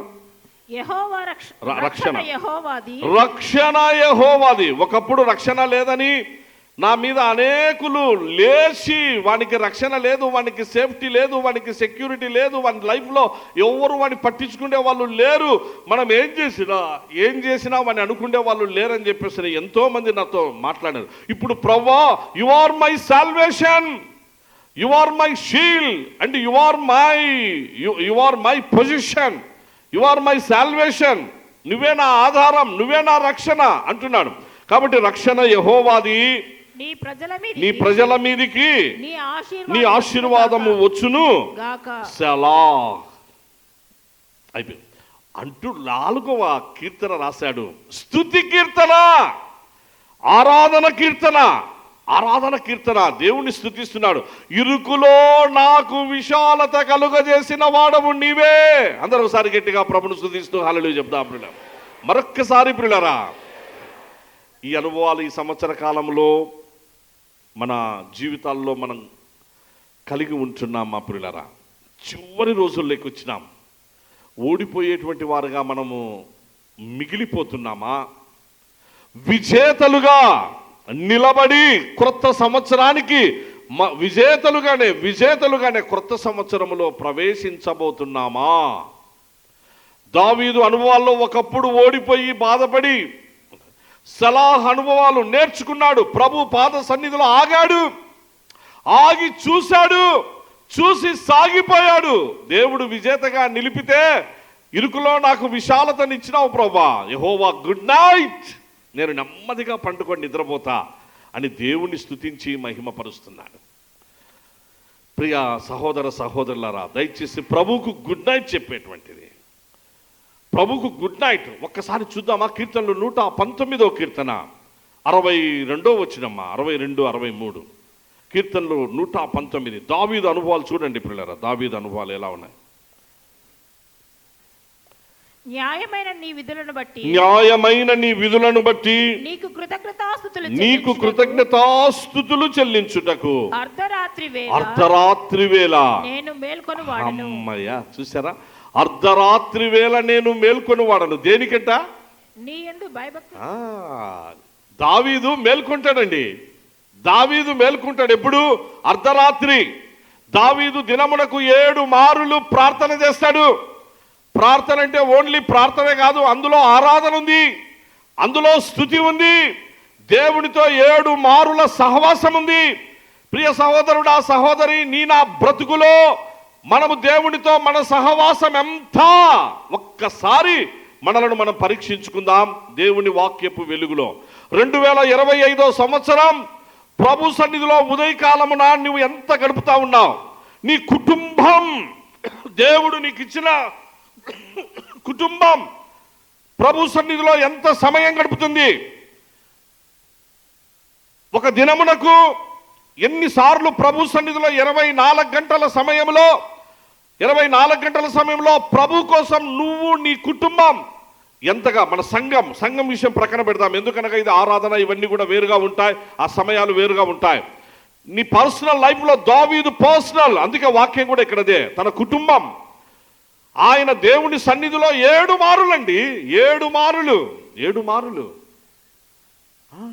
7 మారులు, 7 మారులు. కొన్నిసార్లు రాజు, he was king, great king, the king of 12 tribes of Israel, 12 గోత్రాలు, ఆ పెద్ద గోత్రాలకు గొప్ప చక్రవర్తి అయిన రాత్రి మిడ్ నైట్ లేస్తాడంట. Everyday David, the great king, the great emperor of 12 tribes of Israel, every day he used to get up at midnight. Why? Just to give thanks to the Lord, just to say thanks to the Lord, just to give thanks to the Lord for all the gracious deeds that God has done in the personal life of David and in the family life of David and in the administrative life of David. దేవునికి కృతజ్ఞతాస్తుతులు చెల్లించడానికి లేచి good night అని చెప్పి మళ్ళా వండుకుంటాడంట. ఈ అనుభవాలు ఎంతమందికి మనం కలిగి ఉన్నాం? లేని పక్షాన నామకార్థమే మంది, అంతే, వేరే ఆలోచనే లేదు, నో సెకండ్ థాట్. నామకార్థ క్రైస్తవులుగా ఉంటే, ఆ క్రైస్తవులుగా ఉండడం కంటే అంతకంటే దరిద్రత మరొకటి ఉండదు. అది దరిద్రతతో కూడినది. ఏమాత్రము ప్రోగ్రెస్ ఉండదు. ఏమాత్రము ఆత్మీయ జీవితంలో కానీ, ఆర్థిక పరిస్థితులలో కానీ, మిగిలిన పరిస్థితులలో దేవుని చేత ఆశీర్వదించబడిన ఒక కుటుంబంగా, ఆశీర్వదించబడిన వ్యక్తులంగా మనం ఉండాం. నామకార్థంలో ఉంటే, నామకార్థంలో. దయచేసి చివరి ఆదివారం ఈరోజు మనం ఈ శ్రేష్టమైన వాక్యం విన్నాం. మనము మారాలి, సలహా అనుభవాలు మన జీవితంలోనికి రావాలి. క్రొత్త సంవత్సరంలో మనము మన కుటుంబాలు ఆగి చూసి సాగిపోయి, అనగా ప్రభు కోసం, ప్రభు ఇచ్చే ఆశీర్వాదాలు, ఆయన మన జీవితాల్లో చేసే కార్యాల కోసం ముందు. ప్రభుకు అసాధ్యమైంది ఏదీ లేదు. ప్రభు ప్రియులారా, దయచేసి ముగించుకుందాం టైంని. పరిశుద్ధ బైబిల్ గ్రంథంలో మనం చూసినప్పుడు మన పితరులు ఎవరైనా తీసుకోండి ప్రియులారా, వాళ్ళను ఏంటి మీరు ఏం నేర్చుకున్నారు మీ జీవితంలో? ఎందుకు దేవుడు నిన్నే కోరుకున్నాడు? ఒక దావీదును అడిగితే, ఇప్పుడు బాగా వినండి, ముగించుకుందాం, జస్ట్ 5 minutes. ఒక దావీదు గారు మిమ్మల్ని దేవుడు ఎందుకు ఏర్పాటు చేసుకున్నారు అడిగితే నేనేం చెప్పమంటావు బాబు? ఆయన కృప అంటాడు, అంతే. ఆయన కృప, ఆయన కృప, ఆయన కృప అంటేనే. ఇప్పుడు దావీదు గారిని అలా నిలబెట్టి చూస్తే, దావీదును గురించి దేవుడు సాక్ష్యం ఇచ్చాడే, నా హృదయానుసారుడైన దావీదు అన్నాడే, నా ఉద్దేశములన్నీ ఇతనిలో నెరవేర్చబడును అని అన్నాడే దేవుడు. ఎందుకన్నాడో తెలుసా? తన జీవితంలో ఎన్ని అవమానాలండి దేవుని కోసం. ఒక్కరా, ఇద్దరా? వాళ్ళ నాయనతో సహా, అనగా తండ్రి కూడా తక్కువ చూపు చూసిన పరిస్థితి, కొడుకును తక్కువ చూపు చూసిన పరిస్థితి. ఇవి కొన్ని భరించలేని పరిస్థితులు ఉంటాయి. భార్య తక్కువ చూపు చూసిన పరిస్థితి, అసహ్యించుకున్న పరిస్థితి. భర్తకి ఇవ్వాల్సిన గౌరవాన్ని ఇవ్వకుండా ఈమె ఏదో పెద్ద పైనుంచి ఊడిపడిన మహారాణి అని, రాజు బిడ్డ కదా. ఎవరా దావీదు భార్య పేరు? ఏం పేరు చెప్పండి మా? Michal. Good, very good. Michal ఎంతసేపు ఆమె యాటిట్యూడ్ ఏముంటుంది అంటే, మా నాయన రాజు. ఎక్కడ రాజు మీ నాయన? గొల్లియాతు మరి పరిస్థితి ఎదురైతే మరి మీ నాయన ఎక్కడ పోయినాడో? బాగా వినాలి ఈ మాటలు. పరిస్థితులు, ఇజ్రాయేలులకు సమస్యలు ఎదురైతే ఎక్కడ వెళ్ళాడు మీ డాడీ? భయపడి పక్కన ఉన్నాడే. ఎవరు వెళ్ళి వాడిని జయించుకొని వస్తారో, గొల్లియాతును ఎవడు ఓడిస్తాడో అని చెప్పేసి ఒక బర్నింగ్ ప్రాబ్లం, మేజర్ ఇష్యూ వస్తే ఆ మేజర్ ఇష్యూ సాల్వ్ కోసం ఎవరు ముందుకు వస్తారని చూస్తే ఒక్కరు రాకపోతే మీ డాడీ కూడా పక్కకు వెళ్ళిపోయాడే. ఆ సమయంలో మీ డాడీ అన్న మాటే కదా, ఎవరు ఆ గొల్లియాతును ఓడిస్తారో నా బిడ్డని ఇస్తాను, రాజ్యం సగం ఇస్తానని చెప్పేసి ఆయనే కదా చెప్పిండేది. ఎవరన్నా అడిగినారా? లేదే. ప్రేమ వివాహం, ప్రేమ దోమలు కాదే ఆమెను చేసుకునేదానికి. అవన్నీ కూడా జరగలేదే. అంత మేజర్ ఇష్యూ, అంత ప్రాబ్లంలో ప్రార్థించేటువంటి దావీదు, సలహా అనుభవాలు కలిగిన దావీదు. మీరు చూడండి ఆ కీర్తనలు రాస్తున్నప్పుడు, అందుకే 5 స్కందాలు ఉంటాయి పిల్లరా. కీర్తనల్లో 150 కీర్తనలో 5 స్కందాలు ఉంటాయి. ఒక్కొక్క ప్లేస్లో 5 స్కందాలు. మనకు ఈ పెంటాటుక్ అనగా మనకు పాత నిబంధన ధర్మశాస్త్రం అని మనం 5 కాండాలు ఉంటాయి కదా. ఆది కాండం, నిర్గమకాండం, లేవియాకాండం, సంఖ్యాకాండం, ద్వితీయం. ఆది కాండం మొదటి ప్రథమ స్కందం ఆది కాండాన్ని అలా రిఫ్లెక్ట్ చేస్తాడు, అంతే. పరిశుద్ధాత్మదేవుడు అట్లా తీసుకొని వచ్చేసినాడు. రెండవ ద్వితీయ స్కందం నిర్గమకాండాన్ని చూపిస్తుంది. తృతీయ స్కందం లేవియాకాండాన్ని చూపిస్తుంది. చతుర్థ స్కందం అలాగూ సంఖ్యాకాండాన్ని చూపిస్తుంది. చివరి పంచమ ఆ స్కందం ద్వితీయోపదేశకాండాన్ని అనగా దేవుని వాక్యాన్ని, ఆ యొక్క సంపూర్ణతను పూర్తిగా తెలియపరిచేటువంటి గొప్ప గ్రంథం కీర్తనలు. కీర్తనలు 1000 సంవత్సరాల టైం పట్టింది తెలుసా కీర్తనలు రాయడానికి. ఆ కీర్తనల భాగాన్ని కంపైల్ చేయడానికి 1000 ఏండ్లు పట్టిందండి. 40 సంవత్సరాలు ధర్మశాస్త్రం రాయడానికి టైం పడితే, 40 సంవత్సరాలు ఆదికాండం నుంచి ద్వితీయోపదేశకాండం ముగించబడితే, ఇదే కీర్తనలు కంపైలింగ్ చేయడానికి దావీదు రాసిన కీర్తనలు, సొలొమోను రాసిన కీర్తనలు, మోషే గారి ప్రార్థన, ఇవన్నీ కూడా కంపైల్ చేసిన వాళ్ళు ఎవరు? హిజ్కియా రాజు కంపైల్ చేశాడు. కంపైల్ చేసింది నెహమ్యా కంపైల్ చేసినాడు. Ezra compiling. వీళ్ళు కంపైలింగ్ అనగా సంకలనం చేసినారు. ఇవన్నీ కూడా వాళ్ళు క్రోడీకరించి 1000 సంవత్సరాలకు కీర్తనలు అందించినారు. ఇవి మన జీవితానికి ప్రాక్టికల్. ఇవి ఊహాతీతమైనటువంటి ఇంకోటి కాదు, ప్రాక్టికల్ లైఫ్. దావీదు అందుకే సలాహ్ అనుభవంలోనికి వచ్చినాడు పిల్లరా. దావీదును వాళ్ళ భార్య తూలనాడింది, మనకు తెలుసు. నెక్స్ట్ తన జీవితంలో వాళ్ళ మామ, నాయన ఒక ప్రక్క, భార్య ఒక ప్రక్క, మామతో ఎన్ని సమస్యలో మనకు తెలుసు. చివరకు తను నమ్ముకున్న 600 మంది తన వెంట వచ్చిన వాళ్ళు 600 మంది రాళ్ళు తీసుకున్నారు. రాళ్ళు రువ్వి దావీదును చంపుతాం. ఎక్కడొస్తుంది ఈ సిచ్యుయేషన్? ఏ ఒక్కరు కూడా సపోర్ట్ లేదు దావీదుకు.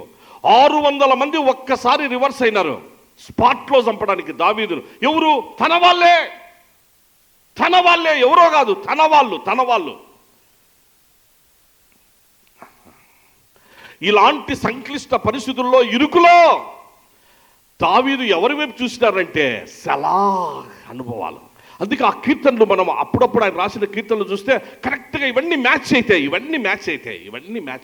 తాను తప్పు చేసినప్పుడు, పాపం చేసినప్పుడు రాసిన కీర్తనలు, పశ్చాత్తాపడినప్పుడు రాసిన కీర్తనలు, దేవుడు జయమిచ్చినప్పుడు రాసిన కీర్తనలు, దేవుడు తన కుటుంబాన్ని ఆశీర్వదించినప్పుడు రాసిన కీర్తనలు అన్నీ మ్యాచ్ అవుతాయి పిల్లరా. అందుకే జరిగినటువంటి విషయం, దావీదును నిలబెట్టి అడిగితే వీళ్ళందరితో నేను అనిపించుకున్నా బాబు. అయితే నేను ఎవరి వైపు చూసినానంటే మనుషుల వైపు చూడలే. రాసిన 118వ కీర్తన ఆ 8వ వచనంలో, బైబిల్లో సెంటర్ 118, అందులో 8, మనుషులను నమ్ముకొనుట కంటే, అది రాజులను నమ్ముకొనుట కంటే నేను ఆ పనే చేసిన. నా జీవితం సలాహ్ అనుభవాలు. ఎక్కడ ఆగిపోమంటే నా దేవుడు ఆగిపోయినా, ఎక్కడ చూడు నాయన అంటే చూసినా, ఎక్కడ సాగిపో అంటే సాగిపోయినా. అందుకే ఆయన హృదయానుసారుడనైనా ఆయన ఉద్దేశాలన్నీ నా ద్వారా నెరవేర్చబడేటట్లుగా చేసుకున్నాను. ఇంతమంది అవమానం చేసినా కూడా నేను బాధపడలే. మా నాయన అవమానించిన, మా మామ అవమానించిన, నా భార్య అవమానించిన, నా వాళ్ళందరూ రాళ్ళు తీసుకొని రువ్వడానికి వచ్చిన నా దేవుడు నన్ను కాపాడినాడు ఆ టైంలో. అందుకే ఆయన కృప. ఇలా చెప్పుకుంటూ పోతే చాలా ఉంటాయి. ఒక్క యెహోషువ గారిని గురించి అడిగితే, యెహోషువ గారిని నిలబెట్టించి అంటే ఏంటండి యెహోషువ గారు అంటే, యెహోషువ గారు చివరిలో ఆయన కూడా అనే మాట అంటే, అయ్యా బాబు మీరందరూ ఎవరిని ఏం చేసుకుంటారో చేసుకోకండి, నాకు సంబంధం లే. ఇంకా నేను ఎందుకంటే చెప్పి అన్నీ చూసినా అయిపోయింది. కానీ నేను మాత్రం ఒకటి ఫిక్స్ అయిపోయినా, నా జీవితంలో నేనేం ఫిక్స్ అయిపోయినంటే, as for me and my family we will serve the lord. అంతే. నేను నా కుటుంబం మేము యెహోవాను మాత్రమే. మీ జీవితాల్లో మీకు ఎంత చెప్పినా మీరు అన్నీ ఏదేదో ఏ గాలిగా సాపెత్తుకుంటూ ఉన్నారు, ఎక్కడికక్కడ మీరు వేరుగా ప్రవర్తిస్తున్నారు, నాకు వ్యతిరేకంగా ఉన్నారు. అందుకే మీరు ఆశీర్వాదాలు పొందటలేదు, నెమ్మది లేని పరిస్థితుల్లో ఉంటున్నారు. యెహోషువ చివరిలో చెప్పిన మాటలు ఇవి. చివరిలో చెప్పిన మాటలు ఇజ్రాయేలు ప్రజలతో, నేను నా కుటుంబం యెహోవానే సేవిస్తాను. అందుకే యెహోషువ ఒక పరాక్రమశాలి, ప్రత్యేకించబడిన.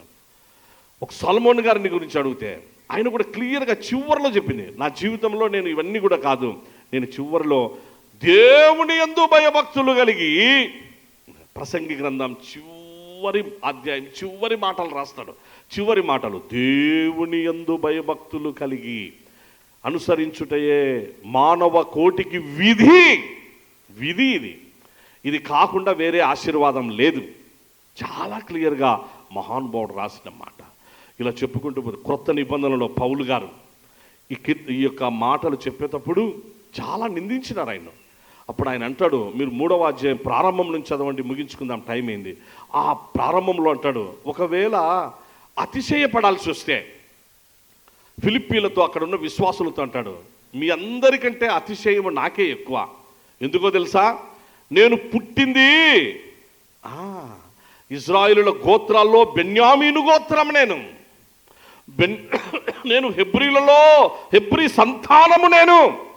హెబ్రీ సంతానంలో ఉన్న నేను బెన్యామీను గోత్రికుడనైన నేను రోమన్ సిటిజన్షిప్ కలిగిన నేను. రోమన్ సిటిజన్షిప్ అంటే సూపర్ వాళ్ళు చాలా ప్రత్యేకించబడిన వాళ్ళు, చాలా హైలీ రెస్పెక్టబుల్ అన్నమాట. అలా రోమన్ సిటిజన్షిప్ పొందినటువంటి నేను, గమలీయేలు పాదముల యొద్ద ధర్మశాస్త్రాన్ని ఆపోసనం చేసినటువంటి నేను, 8వ దినమున సున్నతి పొందిన నేను, అంత నాలెడ్జ్ అంతా కూడా నేర్చుకున్నటువంటి నేను అతిశయపడాలంటే ఎంతో ఉంది. కానీ నేను అతిశయపడను. చాలా మీరు 3వ అధ్యాయం ఫిలిప్పీ పత్రిక ప్రారంభం చదవండి, నేను చెప్పిన మాటలు ఉంటాయి. నా అతిశయము క్రీస్తే, నా ఆనందము క్రీస్తే, నాకు అనుగ్రహించబడే ఆనంద కిరీటం క్రీస్తే, నా పరుగు యేసు వైపే, ఆయన వైపే చూస్తూ వెనక ఉన్నవి మరిచి బుద్ధుల వాటి కోసమే నేను ముందుకు సాగిపోతా. నన్ను ఎవరు ఏది ఏమి అనుకున్నా అవి కాదు నా జీవితంలో. నన్ను రాళ్లతో కొట్టారు, నన్ను హింసించారు, నన్ను ఎన్నిసార్లు జైలుకో పంపారు, నన్ను అవమానించారు, నాకు ఏమేమో అవన్నీ నేను మరచిపోతున్నా. క్రొత్త సంవత్సరం అన్నీ మర్చిపోతున్నా. ఫిలిప్పీ సంగమా, నేను మర్చిపోతున్నా. ముందున్న వాటి కొరకు నేను వేగిరపడుతున్నా, గురి యొద్దకు పరిగెడుతున్నా. పరిగెత్తేటువంటి పౌలు గారు తన పరుగును కడముట్టించేసినాడు. చాలా గ్రేట్. తిమోతి పత్రికలో మనకు ఆ మాటలు కనిపిస్తాయి. పరిగెత్తుచున్నానని కొరింథీ పత్రికలో చెప్పిన ఆయన, పరిగెత్తుచున్నానని ఫిలిప్పీ పత్రికలో చెప్పిన ఆయన, నా పరుగు కడముట్టించాను అని తిమోతి పత్రికలో చెప్పాడు. తొడముట్టించానని చెప్పి నీతి కిరీటం నా కోసం. ఎంత గొప్ప శుభప్రదమైన నిరీక్షణ, ఆశీర్వాదకరమైన అనుభవం.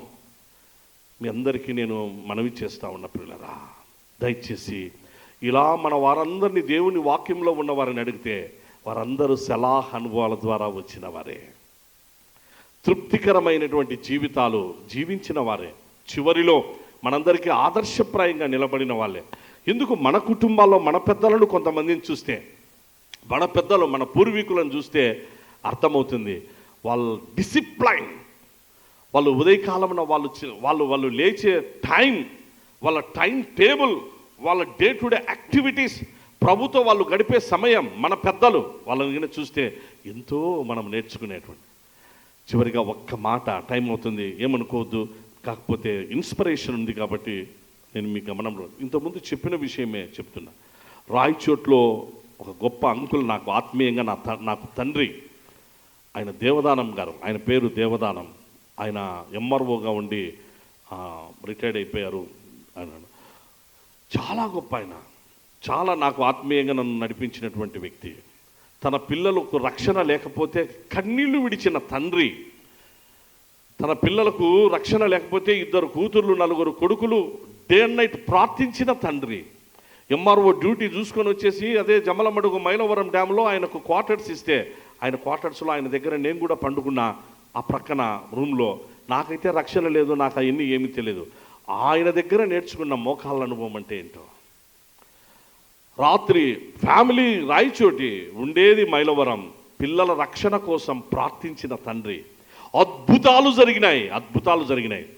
మొత్తం 4 కుమారులు మారిపోయినారు, 2 కుమార్తెలు మారిపోయినారు. వాళ్ళ వివాహాలన్నీ ఘనంగా గొప్పగా జరిగినాయి దేవుని చేత. రాయచోటి పెళ్ళి అడగండి పిల్లరా, రాయచోట్లో ఏ ఫ్యామిలీ ది బెస్ట్ ఫ్యామిలీ, మంచిగా ఆత్మీయంగా బాగా ఆశీర్వదించబడిన కుటుంబం పలాని వాళ్ళ కుటుంబం అంటేనే దేవదానం గారు వాళ్ళ కుటుంబం పేరు చెప్పేస్తారు అంతే. బద్వేల్లో బాగా ఆశీర్వదించబడిన కుటుంబం మా పూర్వీకుల కుటుంబాల్లో చెప్తే తిమోతి గారు అని చెప్పేసని, జీజాన్ గారి చెల్లెలు మరియమ్మ, జీజాన్ అంకుల్ చెల్లెలు మరియమ్మ గారు, వారి కుటుంబం ది బెస్ట్ ఫ్యామిలీ అని చెప్తారు. మేమే చెప్తాం సాక్ష్యం. ఎందుకోసమో తెలుసా? కష్టాలు, కన్నీటి ఇరుకులో, వాటన్నిటి మధ్యలో సలహా అనుభవాల ద్వారా వాళ్ళ జీవితాల్లో నేర్చుకొని వాళ్ళు విశాలతలోనికి వచ్చినటువంటి ఆశీర్వదించబడం. ఒకరోజు రాయచోటికి వెళ్తే ఒక వివాహంలో కలుసుకున్నాం. చివరిగా ఆ వివాహంలో కలుసుకున్నప్పుడు అంకులు ఆయన జోక్స్ చేస్తా అంటాడు. వివాహం అయిపోయింది, మామూలుగా దైవజనులు పైన కూర్చోపెడతారు కదా. నేను అంకుల్ పెద్ద ఆయన కనపస్తానే వెళ్ళి వందనాలు చెప్పేసేసి అంకుల్ పక్కన కూర్చుంటే, నైనా ఇదో పిలుచుండారు నిన్ను, రెవరెండ్ సంపత్ విజయ్ కుమార్ వచ్చినారు, వేదిక మీదకి రమ్మంటారు, పోనైనా అని అన్నాడు. అంకుల్ లేదులే అంకుల్ నేను ఇక్కడే కూర్చుంటానంటే, లేదులే నైనా నువ్వు పోనన్నాడు. విధిలేని పరిస్థితుల్లో వెళ్ళి స్టేజ్ పైన కూర్చున్నాం. అయిపోతానే కనీసం భోజనం దగ్గరన్నా పాస్టర్స్కు సపరేట్ ఉంటుంది, అంకుల్తో కలిసి భోజనం చేద్దామని కిందికి మళ్ళీ వచ్చేసి, అంకుల్ మీతో పాటు భోజనం చేస్తానంటే, ఎందుకు నాయనా వాళ్ళకి పట్టి భోజనం చేసి నేను దైవజనులు మీరు ప్రత్యేకం, లేదు అంకుల్ మీతో భోజనం చేస్తాం. సరే వచ్చి భోజనానికి ప్రక్కన కూర్చున్నాం. వాళ్ళందరూ వచ్చి, బాబు గారు మీరు అక్కడికి రండి. లేదు మా అంకుల్తో కూర్చొని భోజనం చేస్తాను. అందరితో భోజనం చేస్తా అంటే అంకుల్ అంటే, నన్ను ఒక పని చేస్తాను నైనా సంపాదన చెప్పండి అంకుల్ మీకోసం ఏం చేయాలి? మీరు ఆత్మీయ తండ్రి, ప్రార్థన అంటే మీ దగ్గర నేర్చుకున్నా నేను. అప్పుడు అన్నాడు, నాన్నా నాకు నీతిమంతుని మరణం కావాలి నాన్న. ఏం కావాలి? నీతిమంతుని మరణం. నీతిమంతుని మరణం కావాలన్నా. అప్పుడు నేనన్నా, అంకుల్ ఏంటి అంకుల్ మీరు అన్ని జోక్సేనా మీరు వేసేది? నీతి కాదు నేనా? లేదు, నేను ఐఎమ్ వెరీ సీరియస్. నేను అదే పనిగా చెప్తున్నా. ఈ సమయంలో నాకు కావాల్సింది, నేను నా జీవితంలో దావీదులాగా అన్నీ అయిపోయినాయి. ఇప్పుడు నాకు కావాల్సింది నీతిమంతుని మరణం. ఒక క్రొత్తదనం కోసం, ఒక క్రొత్త లోకం కోసం, ఒక క్రొత్త వాటి కొరకు నా లైఫ్లో. సో నాకు నీతిమంతుని మరణం కావాలి నేను. ఓకే అంకుల్ అని ఆయన సీరియస్గా చెప్పి ప్రార్థన చేసి, నేనైతే నిజంగా ప్రార్థన చేయలే, వచ్చేసేసినాము. జస్ట్ 1 వీక్ తర్వాత తెలిసింది అంకుల్ మంచి మరణం. ఆయన ప్రభు దగ్గరికి మహిమలోనికి చేర్చబడ్డారని. ఎలా చేర్చబడ్డారంటే, ఉదయకాలమున ఫ్యామిలీ ప్రేయర్ కరెక్ట్గా హాలిడేస్ వచ్చినాయి, సంక్రాంతి హాలిడేస్లో పిల్లలందరినీ పిలిచినారు, అందరు వచ్చినారు. పెద్ద ఇల్లు వాళ్ళది రాయచోట్లో, ఎంపీ పాలకొండరాయుడు ఇంటి పక్కనే ఉంటుంది.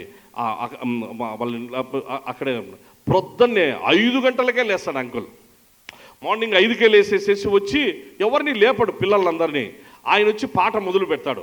ఆంటీ లేచి వస్తుంది, ఆమె వచ్చేసేసి ఆమె కూర్చుంటుంది. వీళ్ళిద్దరు పాట పాడుతుంటే ఇంకా పెద్దోడు చిన్నోడు 4 కొడుకులు, 2 కూతుర్లు, అందరు ఫ్యామిలీస్ అంతా వాళ్ళు వస్తారు. 15-20 నిమిషాలకు అందరూ. ఎవరైనా ఫ్యామిలీ ప్రేయర్కు రాకుండా రూమ్లో ఉండిపోయినారా, అయిపోయి వాళ్ళ కథ. నేను చెప్పలేను, ఎందుకంటే ఎంత స్ట్రిక్ట్గా ఫాదర్ ఎట్లా స్ట్రిక్ట్గా ఉంటాడో అంత స్ట్రిక్ట్గా ఉంటాడు. అంతవరకు ఆయన ప్రేమనే చూసింటాం, ఆయన నవ్వించేదానే చూసింటాం, ఆయన మాట్లాడేదానే చూసింటాం. ప్రార్థనకు రాకుండా ఫ్యామిలీ ప్రేయర్లో కింద కూర్చోకపోతే ఎంత స్ట్రిక్ట్గా ఆయన చాలా సీరియస్ అవుతాడు. ఖచ్చితంగా రావాల్సి ఉండేది, అంత భయం అన్నమాట ప్రేయర్ విషయంలో. సో అందరూ వచ్చి ప్రార్థనలో కూర్చున్నారు. ప్రార్థనలో అలా కూర్చోనంటే చూసినాడు తండ్రి చాలా హ్యాపీగా. వెళ్తూ వాళ్ళు పాట పాడుతుంటే తన చిన్న కూతురికి చెప్పినాడు, అమ్మా నేను జస్ట్ టాయిలెట్కి వెళ్ళేసి వస్తాను. ఓకే డాడీ అని వెళ్ళినాడు. టాయిలెట్లో ఆయన చేసిన పొరపాటు లోపలికి వెళ్ళి ఆ గడియ పెట్టుకున్నాడు, గొల్లెం పెట్టుకున్నాడు. అక్కడే ఆయనకు స్ట్రోక్ వచ్చింది. అక్కడే ఆయన చాలా ఇబ్బంది పడుతున్నాడు. ఎంతసేపు అయింది, ప్రార్థన అయిపోయింది, ఇక్కడ వీళ్ళు ఆమెనని చెప్పినారు, రాలేదు. ఏంటనంటే డాడీ బాత్రూంలోకి వెళ్ళినారు, రాలేదు. ఆ సమయంలో ఆ పాప అమ్ములు వెళ్ళి డాడీ డాడీ అని పిలిచింది. అప్పుడు ఆ సమయంలో లోపల నుంచి ఒక మూలుగు వినపస్తా ఉంది. ఆ మూలుగు, అమ్మా అమ్ములు అని చెప్పేసి ఆ మూలుగు వినపస్తానే వెంటనే కేకేసింది, అన్నా ఇక్కడ వచ్చేసేసి డాడీ లోపల పడిపోయి ఉన్నారు అని చెప్పి. వాళ్ళు వచ్చేసినారు. ఒక్క కాలుతో ఒక తంతునే ఇరిగి పడిపోయింది అది బాత్రూమ్ది. లోపలికి వెళ్ళి వాళ్ళ డాడీని తీసుకొని వచ్చేసేసి మంచం మీద పండు.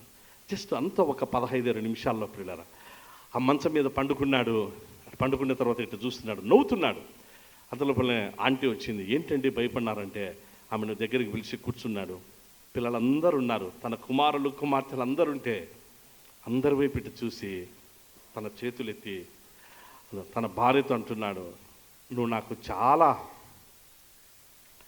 మంచిగా నా జీవితంలో నాకు సర్వీస్ చేసినావు, నువ్వు గుడ్ వైఫ్, నీకు చాలా థ్యాంక్స్. తన భార్యకు ఆంటీకి థ్యాంక్స్ చెప్పినాడు. ఏందండి ఇప్పుడు ఏమైందండి, ఎందుకు అంటే పిల్లలుంటే మీరందరూ కూడా అందరూ యేసుప్రభుని తెలుసుకున్నారు, మీరు మంచి పిల్లలు, నా మాట వింటున్నారు. ఇప్పుడు నాకు చాలా సంతోషం, పిల్లలందరూ మీరు మారిపోయినారు, మీరందరూ ఒకప్పుడు ఇబ్బంది పెట్టిన పిల్లలే ఇప్పుడు అందరూ మారిపోయారు, అందరూ మంచిగా ఉన్నారు. కాబట్టి పిల్లలందరికీ కూడా చాలా థ్యాంక్స్, మీ అందరికీ థ్యాంక్స్. అందరూ ప్రార్థన చేసుకొని మంచిగా ఉన్నారు. అదిగో దేవదూతలు వచ్చినారు, నన్ను పిలుస్తున్నారు, నేను వెళ్తున్నా. అందరు చూస్తూ ఉండగా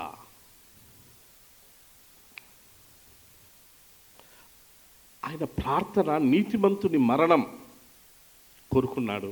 అలాగే జరిగింది. అలాగే ఎంత ఘనంగా గొప్పగా ఆయన యొక్క అవన్నీ కూడా చేశారు ప్రియులారా. మేమందరం కూడా దానికి సాక్షులు. అందుకే మనవి చేస్తున్నా, అందరము సెలాహ్ అనుభవాల ద్వారా వెళ్దాం. క్రొత్త సంవత్సరం ప్రతి వ్యక్తి, ఈ వాక్యం విన్న ప్రతి వ్యక్తి సెలా, ప్రతి కుటుంబంలో సెలా. మన సంఘ ఆరాధనలో ప్రభు కోసం మనం ఆయన చెప్పే మాటను కొంచెం ఆగి ఆయన వైపు చూసి సాగిపోదాం. తొందరపాట్లు, ఇబ్బందులు ఇవన్నీ కూడా మన జీవితంలో ఉండకుండును గాక. ప్రభు కొరకు మనము క్రొత్త ఆలోచనలతో, క్రొత్త మనసుతో, అలాగూ క్రొత్త ఆరాధనా విధానంతో ప్రభు ఆశీర్వాదములు పొందుతూ ముందుకు సాగుదాము కాక. Thank you one and all. God bless you. ప్రభునందు ప్రియ సంఘమా, ఈ చివరి పరిశుద్ధ ఆదివారపు ఆరాధన ఉదయకాలం నుంచి ఇంతవరకు మీరందరూ మంచిగా ప్రభు సన్నిధిలో గడిపినందుకు చాలా చాలా సంతోషం. ఇంతమందిగా మీరు దేవుని మందిరం, దేవుని పిల్లల చేత నింపబడింది. చాలా సంతోషం. మీ అందరికీ ప్రభు పేరిట వందనాలు తెలియపరుస్తున్నాం. 31 రాత్రి అనగా బుధవారం రాత్రి వాచ్ నైట్ సర్వీస్కు అందరము సమాజ మందిరంగా అందరం కూడా మళ్ళీ దేవుని సన్నిధిలో మనం కలిసి ప్రభువును గణపరిచి మహిమపరుద్దాం. ప్రార్థించుదాం. మహోన్నతుడవైన మా తండ్రి, ఆశ్చర్యకరుడవైన గొప్ప దేవా, నీకు వందనాలు, స్తోత్రాలు చెల్లిస్తున్నాం. ఉదయకాలం నుంచి ఇంతవరకు నీ సన్నిధి మాకు తోడుగా ఉంచారు. నీకు వందనములు ప్రభా. ఇదిగో నీ పిల్లలు నీ సన్నిధిలో ఎంతో ఆనందించారు. నీ వాక్యము విన్నారు నైనా తండ్రి. వాక్యపు సత్యాలు వారు తెలుసుకున్నారు. దయచేసి నైనా పరిశుద్ధాత్ముని బలమైన శక్తివంతమైన కార్యం అందరి హృదయాల్లో ప్రభా, అందరి గృహాల్లో, అందరి గుండెల్లో మీరే జరిగించండి. సలాహ్ అనుభవాలు తండ్రి మీరు నేర్పించండి. దావీదులాగా మేమందరము నీ హృదయానుసారులమై తండ్రి నీ ఉద్దేశ్యములు మా జీవితాల పట్ల నెరవేర్చబడే ఆత్మీయ అంతస్తుల్లోనికి ఎస్ఐయు సంఘాన్ని నడిపించిన ఆయన నీ ప్రియకుమారుడు యేసుక్రీస్తు వారి రాజ్యం కొరకు, రాకడ కొరకు సిద్ధపరచు. నీ పిల్లలు వెళ్తున్నారు, సమాధాన దీవెనలతో పంపండి. ముందున్నటువంటి స్పోర్ట్స్ గేమ్స్, ముందున్న ఆశ్రమాల సందర్శన, వాచ్ నైట్ సర్వీస్ అన్నిటిలో కూడా మీరే మహిమ పొందుమని నీ కరుణాహస్తాలకు సంఘాన్ని, సంఘంలోని అన్ని కుటుంబాలను అప్పగించుకుంటూ ఆశీర్వదించమని ప్రేమామయుడు యేసుక్రీస్తు వారి దివ్య నామమందే దీన మనసుతో స్తుతించి ప్రార్థించి వేడుకుంటున్నాం మా తండ్రి. పరలోకమందున్న మా తండ్రి, నీ నామం పరిశుద్ధపరచబడును కాక, నీ రాజ్యము వచ్చును కాక, నీ చిత్తం పరలోకమందు నెరవేర్చబడినట్లు భూమి యందును నెరవేర్చబడును కాక. మానుదిన ఆహారము నేడు మాకు దయచే. మా రుణస్థులను మేము క్షమించి ఉన్న ప్రకారం మా రుణములను క్షమించుము. మమ్మును శోధనలోనికి తేక దుష్టుని నుండి తప్పించుము. రాజ్యము, శక్తియు, మహిమయు నిరంతరము నీదే, నీవై ఉన్నావు తండ్రి. ఆమేన్. మన తండ్రి అయిన దేవుని ప్రేమ, కుమారుడైన యేసుక్రీస్తు కృప, ఆదరణకర్త పరిశుద్ధాత్ముని నిత్య సన్నిధి ఆశీర్వాదము ఈ ప్రత్యేక చివరి పరిశుద్ధ ఆదివారపు ఆరాధనలో పాలిభాగస్తులైన మీ అందరి మీదను, కుటుంబముల మీదను, మన ఎస్ఐయు సంఘపు పరిచర్యలు, సార్వత్రిక సంఘ పరిచర్యలన్నిటి మీదను సర్వదా తోడై కాపాడు కాక.